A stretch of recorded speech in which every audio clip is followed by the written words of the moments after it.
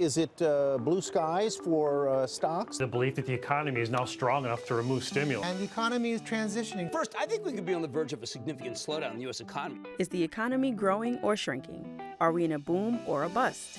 It can seem confusing, but actually, the economy goes through regular cycles that are pretty easy to distinguish.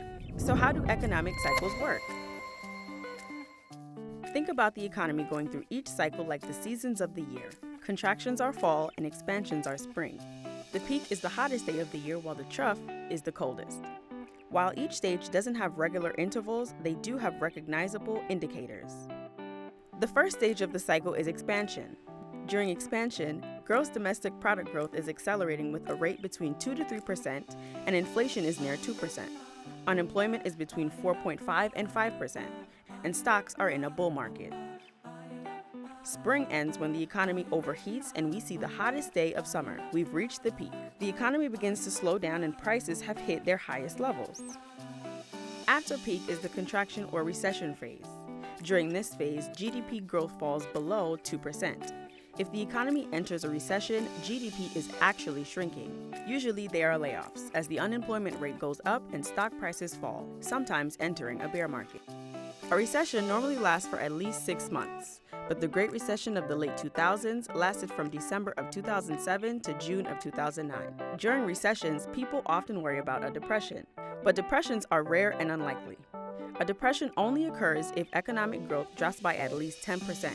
Unemployment continues to rise and production nosedives. But don't worry, depressions last for multiple years, not a few quarters. After the contraction phase, the economy hits the trough, or the lowest point, what we'll call the coldest day in winter. This point marks the end of the recession, and the economy begins to grow again. Spring is coming. The low prices of the contraction phase causes an increase in demand, while production goes up and the unemployment rate decreases. We've reached the beginning of a new economic cycle. The phases are managed by legislators. Legislators, like congressmen and women, can use fiscal policy like tax cuts or spending bills to keep the economy on track. But each phase is also managed by the Fed. The Fed, or the Federal Reserve System, is the central banking system of the United States. The Fed was created during Woodrow Wilson's administration, and its job is to manage the economy by raising or lowering interest rates and printing money. The interest rates the Fed controls are the rates banks use to lend money to other banks. But the rates they set do impact how much interest you earn on your savings account or the rate you'll pay for a mortgage. Generally, the Fed will lower interest rates during a downturn to encourage borrowing and spending, and will raise interest rates during an upswing to regulate growth and keep it under control. The important thing to remember is that expansions and contractions are normal, and you shouldn't panic when they occur.